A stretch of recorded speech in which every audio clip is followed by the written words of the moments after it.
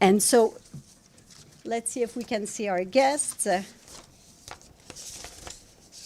Very good. I can see them. So we are very pleased to have with us.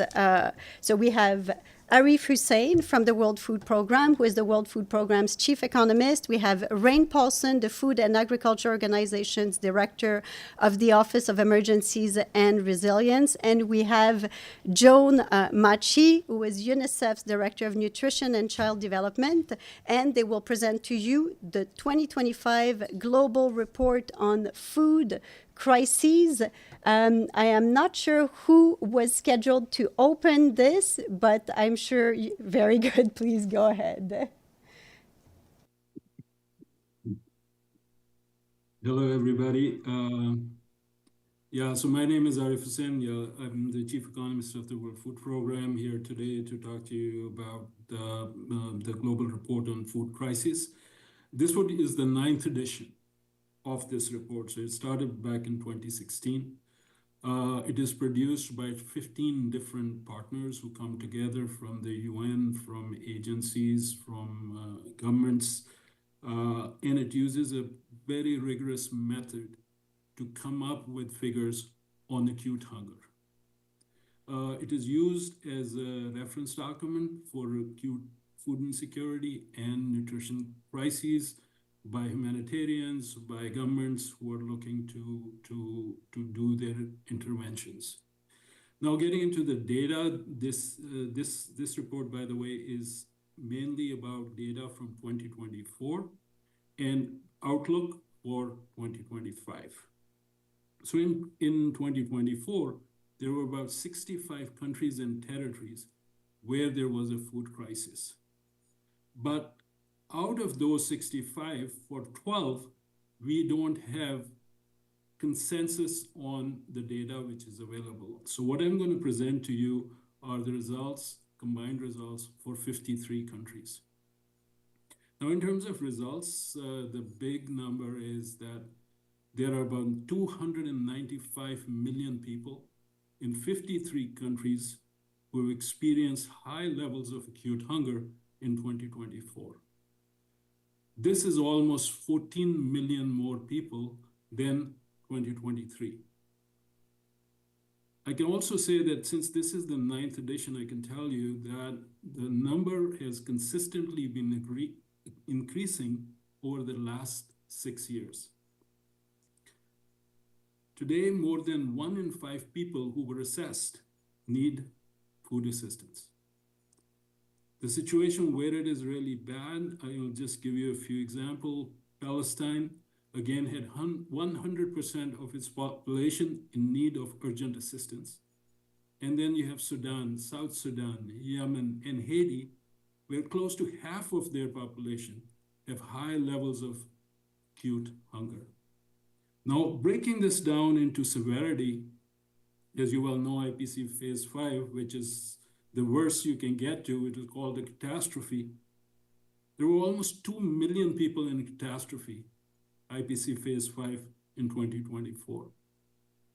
Famine was confirmed in Sudan. Risk of famine persisted in Gaza. There was an imminent declaration of imminent famine. Then food assistance came in, situation improved. Then food assistance stopped, situation worsened. And we have gone through this zigzag of that for several times. Other countries where there was risk of famine, South Sudan, Haiti, and Mali. Then we get into the second phase, which is emergency level of hunger.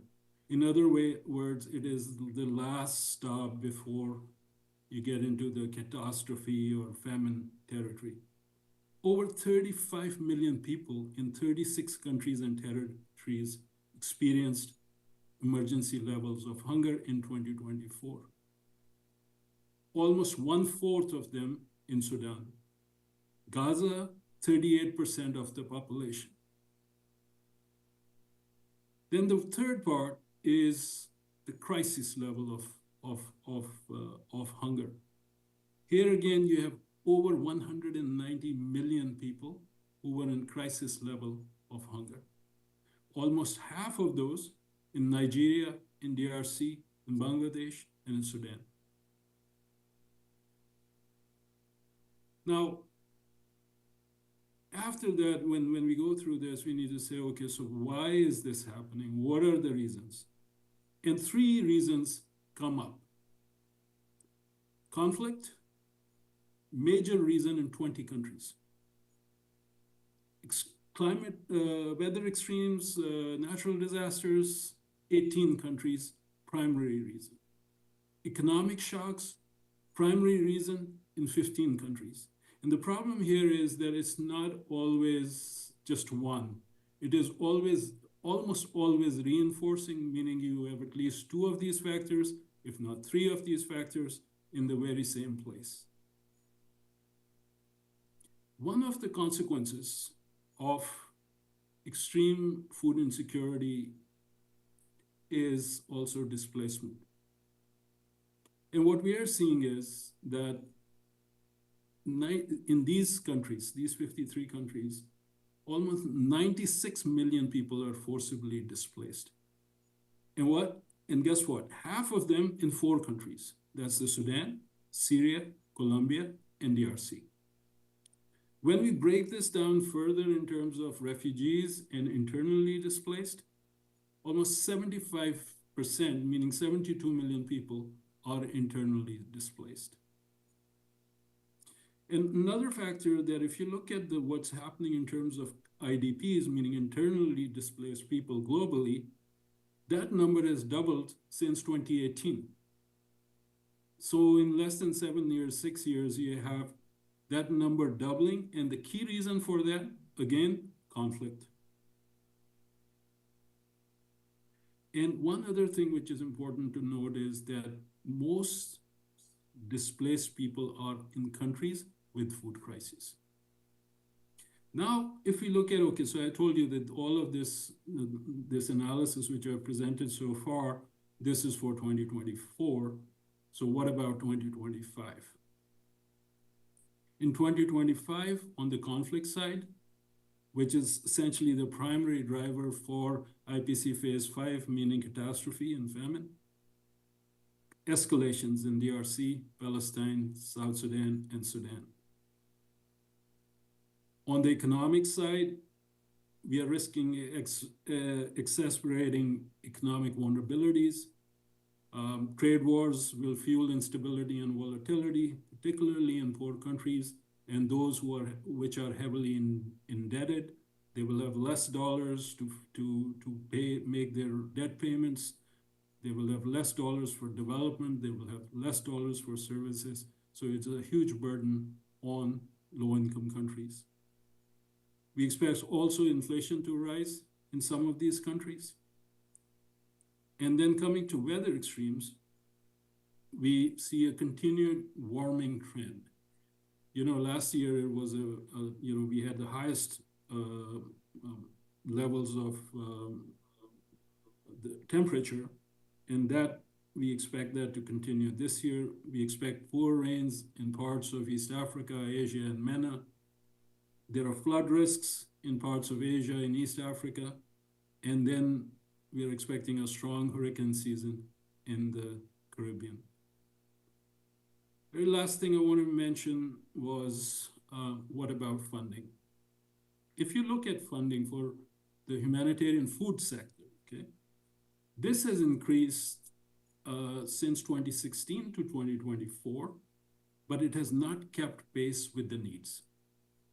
But now what we are seeing for 2025 is up to a 45% drop in humanitarian assistance in the food sector. This will deepen food crises.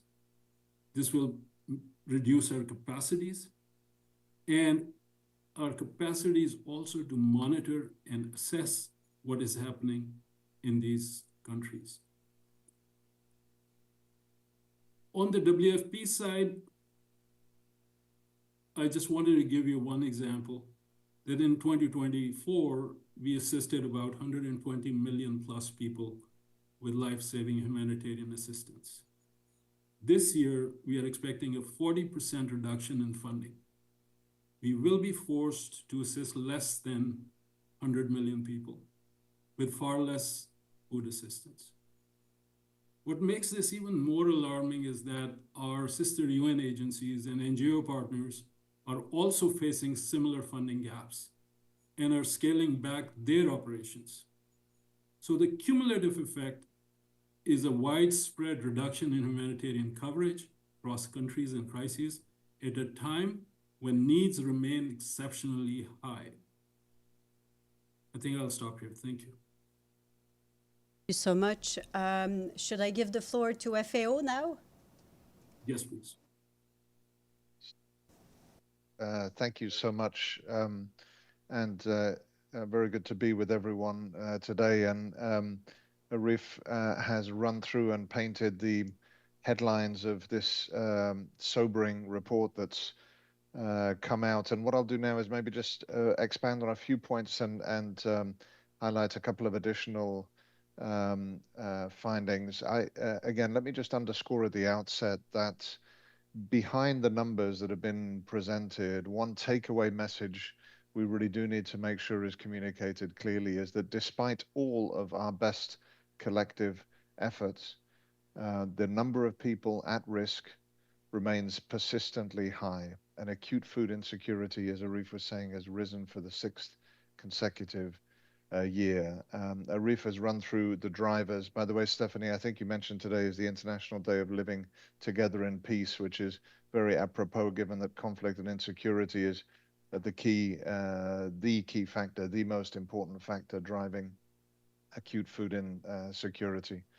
But in addition to what Arif has said, let me just put this in the context of the length of reporting that we have done. Since the inception of the report back in 2016, the first time we did one of these global reports on food crisis, the number of people requiring humanitarian assistance to address their food insecurity has nearly tripled from what was then just over 100 million in 2016 to, as Arif has already shared, just over 295 million in 2024.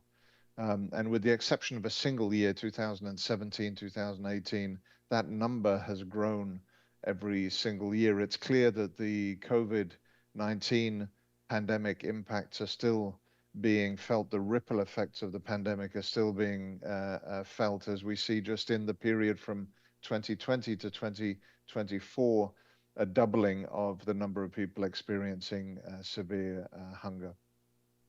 And I would highlight one particular population group. Arif ran clearly through the most acute phases, 5, 4, and 3, and what that represents.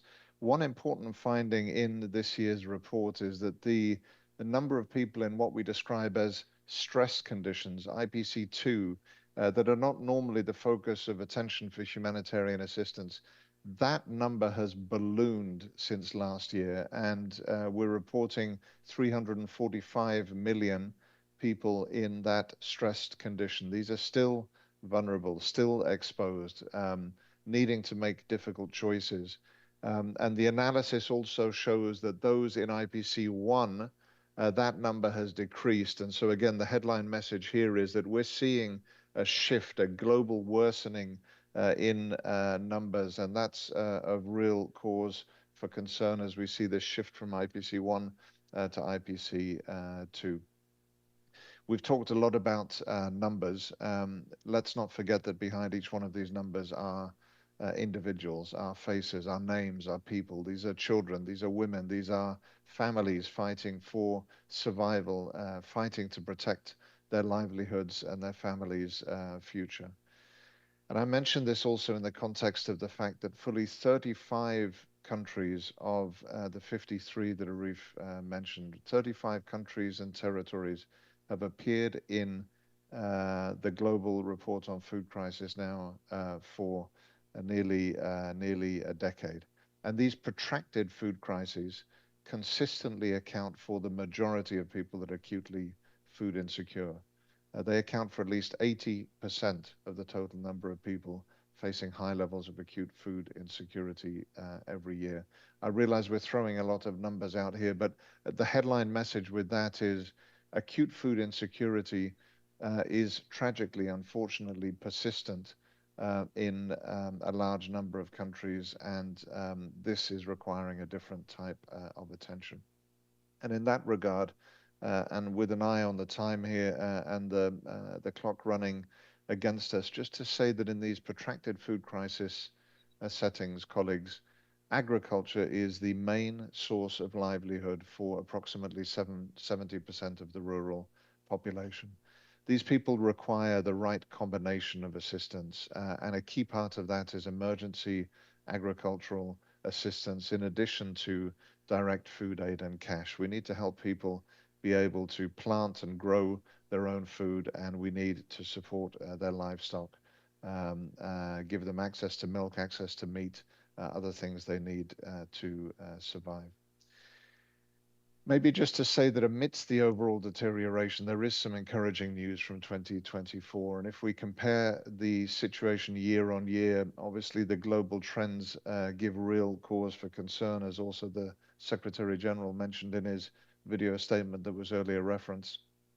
Despite that, we see that in 19 countries, in 15 countries, the situation has improved year on year. And just to mention, Afghanistan, Ukraine, Guatemala, and Kenya are 4 of those 15 countries in which the situation has improved. We don't have time here to get into all of the reasons behind it, but the analysis in the report gives nuanced explanations for why we've seen some improvements in these areas. Sustained humanitarian assistance at scale, sustained agricultural assistance, some favorable harvests, above average rainfall in some areas. Again, the headline point here is with the right mix of interventions, we know how we can stabilize and address acute food insecurity even in these crisis settings. And emergency agriculture is a key role in that regard. It receives just 3% of the total funding to food sectors in humanitarian settings, but it's an extremely cost-effective way of meeting these needs. I think, Stephanie, I'm going to stop there and also allow time for my colleague from UNICEF to complement on the nutrition and other sides. Thank you very much. Give the floor to Ms. Matji from UNICEF, and then we will open for question. Good afternoon. This year, for the first time since the Global Report on Food Crisis was developed in 2016, is unique because it devotes an entire chapter to acute malnutrition. This marks a turning point in how we understand the scope of food crisis. This goes far beyond just focusing on food security alone, but indeed it is about the survival of the world's most vulnerable children, their development, their futures, and a fundamental failure to uphold their most basic rights. In 2024, nearly 38 million children faced acute malnutrition, with over 10 million of them suffering from the most life-threatening form, severe wasting. These numbers are more than just data points. They are representing sons and daughters and a measure of how we are failing children living in the regions most hard hit by humanitarian crisis. If these staggering numbers fail to resonate, perhaps the reality of what malnutrition means for children will. 10 million children. 10 million children. They are extremely frail and significantly underweight for their height, often with visible emaciation of just skin and bones and minimal muscle mass. For those of us who have spent time in clinics and hospitals treating severe acute malnutrition, we will tell you that it is not the sound of infants crying that fills the air, but it is the silence of children and babies too weak to even cry. Severe acute malnutrition weakens their immune systems, making them highly susceptible to infections and diseases. And this can impair their brain development during those critical years. The lifelong impact leaves on children underscores the urgent need for action now. This global report is calling on us all to consolidate our actions. We know the drivers of child wasting are complex, and they are an interplay of several factors, as my colleagues from WFP and FAO have already highlighted. Often families cannot afford nutritious, diverse food, or they face poor environmental conditions and lack access to health services. This is exacerbated by conflict, climate shocks, and economic instability, making it increasingly difficult to deliver essential nutrition and food to those who need it. But here's the truth. We know how to prevent and treat child wasting. The evidence and proven solutions are well established. The tools, like ready-to-use therapeutic food and community-based care, are cost-effective and can be provided at scale. And further, expertise is available to handle these cases in the different contexts. What remains scarce is not capability, but rather political commitment and long-term financing. No child should die from a condition we know how to cure. Yet every day we delay, lives are lost, not from lack of knowledge, but from lack of action. At UNICEF, we advocate for early, effective action to prevent wasting in children, even as we provide services for treatment. We also call for greater focus on the nutritional needs of women. Last year, nearly 11 million pregnant and breastfeeding women were acutely malnourished. So, for some of the most vulnerable children, malnutrition starts when they're in the womb. Acting early before crises deepen not only alleviates suffering for children, it saves money. The cost of treating a child suffering from malnutrition is 50 times higher than the cost of preventative care. Preventative care means we address the quality of children's diets and correct the insufficient intake that is widespread in the countries highlighted in this report. The warning signs are flashing. No more than ever before, we must protect continued investment in reliable information systems, robust data collection, and sustained humanitarian access, especially in the hard-to-reach and conflict-affected areas. We need to also prioritize predictable funding to scale up proven life-saving solutions while seizing opportunities to link humanitarian action with long-term development through stronger systems. This is not just a moral imperative. It is indeed a matter of survival. Failure to act decisively in 2025 will mean even graver consequences for children and women in 2026. I thank you for your attention. Thank you so much. Let me now turn to the floor here for questions. Edie? Thank you very much on behalf of the United Nations Correspondents Association for doing this briefing. My name is Edith Lederer from the Associated Press. We all know that the financial situation was bad in 2024, and I know that the report focuses primarily on last year, but I wonder if you could give us your assessment of the impact of the U.S. Financial cuts to humanitarian activities that were announced early in 2025, and how serious an impact this is going to have on your efforts to deal with all of these crises. Thank you.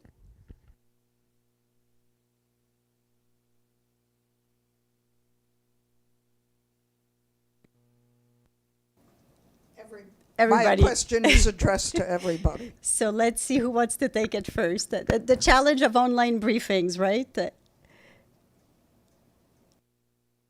No, Okay, then would you like me to start or would you like to? Okay. Let me just put this in numbers for you, the difference between last year and this year for World Food Program.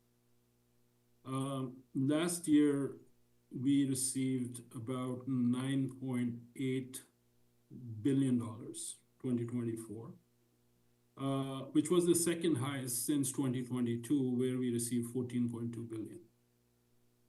This year, our projection is 6.4 billion. That's almost 40%.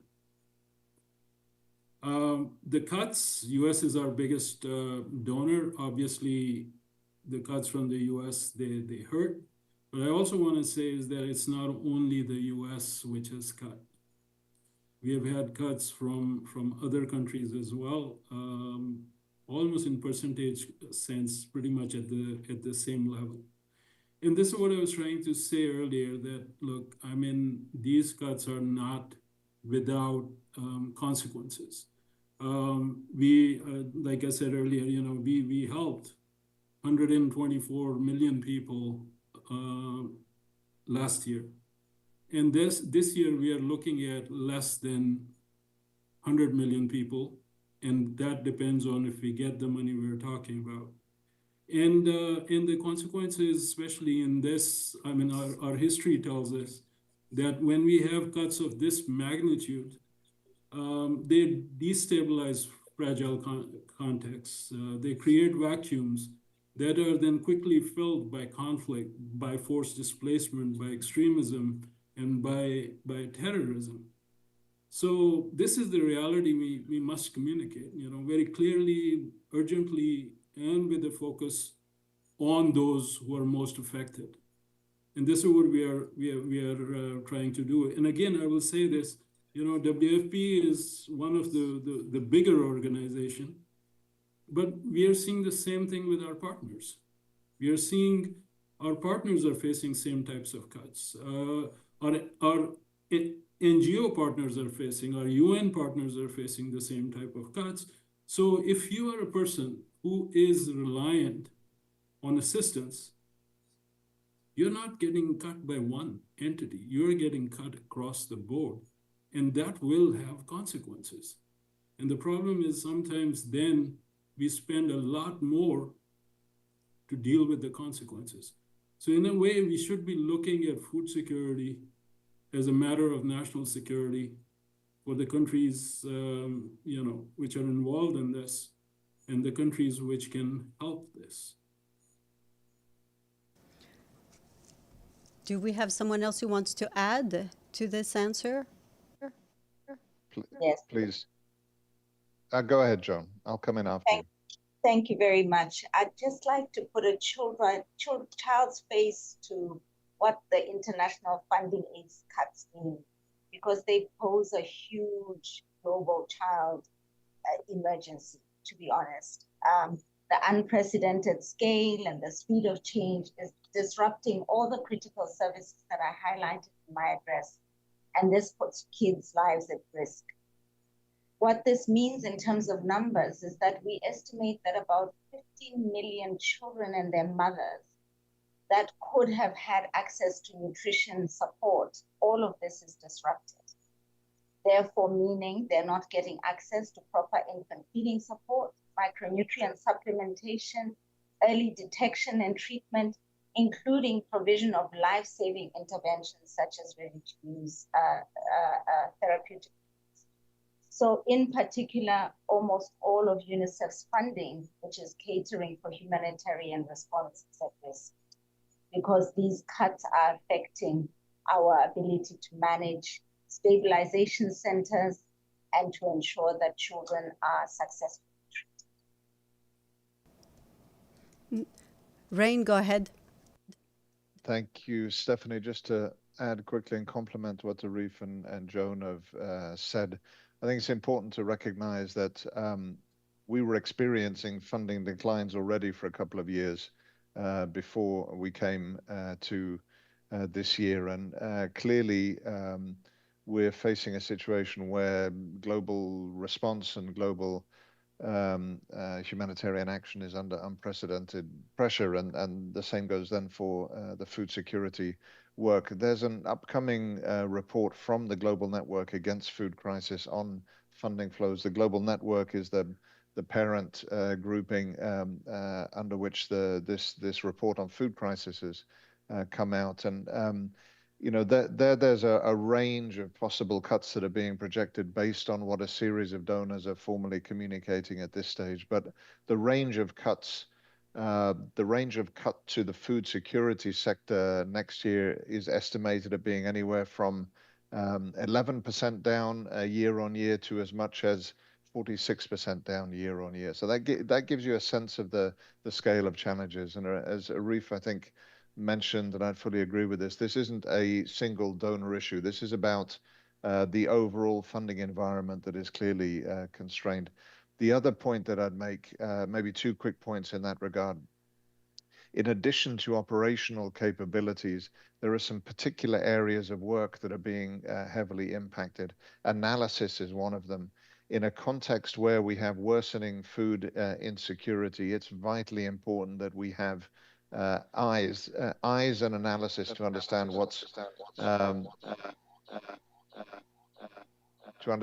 happening. But that's one area that's under pressure from a budget perspective. And finally, I'd just say, in a resource-constrained environment, all of our agencies are looking at not just how we can do as much as possible with the limited resources, but looking at different programming approaches.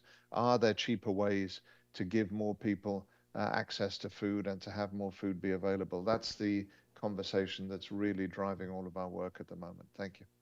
Just a quick follow-up. When you said cuts of ranging from 11% to 46%, was that for 2025 or 2026? That's for 2025, if I could just respond quickly to that. And the situation for 2026 gives us currently no reason to be any more optimistic, I have to say. But that range was specifically for 2025. Thank you. Do we have other questions? Gabriel, and then Yuki.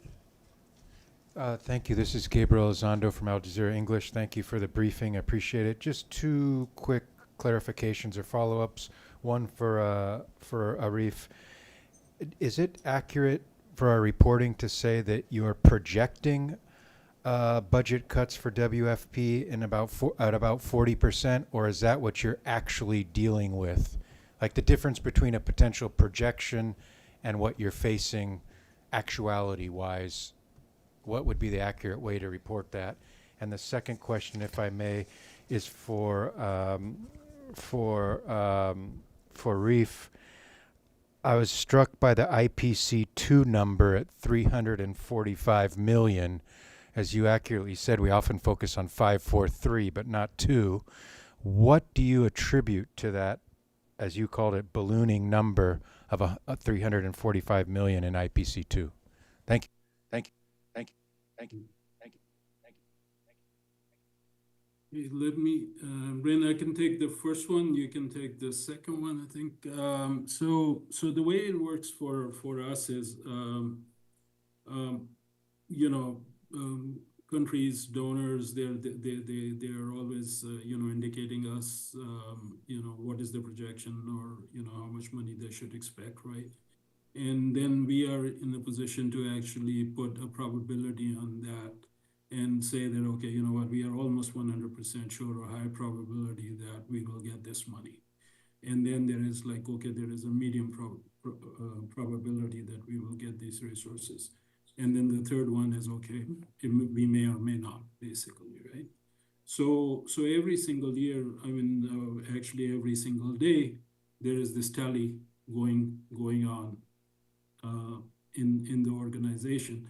And based on high probabilities and medium probabilities, you can say that, okay, you know what, we are looking at about 6.4 billion this year. The other thing which is important on the same line is that time is passing, right? So you can always compare from the previous year. So where were you at this time in terms of how much monies you had received? And the very last thing is, donors will tell you that we will not be able to give you as much as we had given you last year, this year. So that is almost donor by donor. You get those things. So it is a very educated guess. Is it exact? Not necessarily, but the variation is very little in these type of estimates.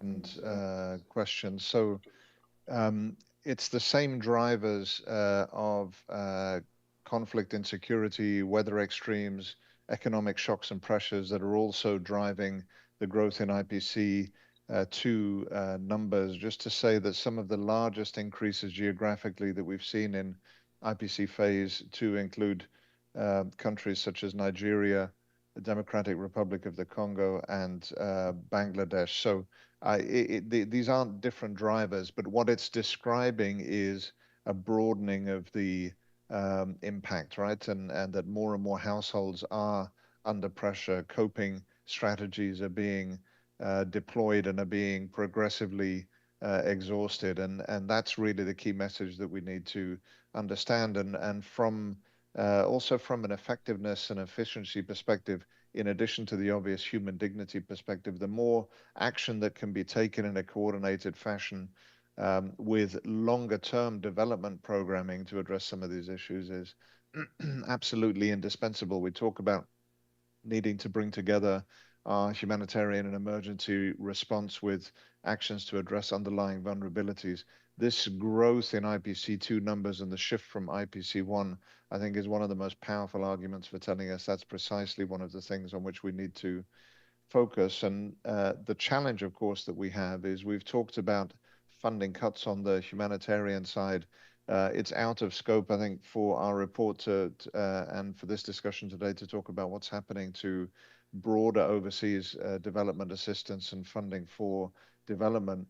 But there are clearly negative pressures on the amount of funding available for that work also. And so we are facing a very, very stressed, challenging, unpredictable environment in which this need to rethink how we work in protracted crises and explore joint models in different ways to address these issues is just becoming more imperative than ever. Okay. Thank you so much for the briefing. This is Yuki Sugimoto with Japan Broadcasting Corporation. Can you hear the Can you hear question? me? Yes. So much. So I actually have 3 questions regarding the interlinked drivers that cause acute food insecurity. So first of all, could you please give us the list of these 18, 15, and 20 countries? And secondly, I saw that Myanmar and Nigeria were both mentioned in extreme weather and conflict. So which driver did you consider as the main reason of food insecurity in these 2 countries? And thirdly, a little bit overlap with the question from Gabe, but could you please give us comment on how severe the situation could be when the 3 drivers interlinked with each other and the difficulties to solve this situation? Thank you so much.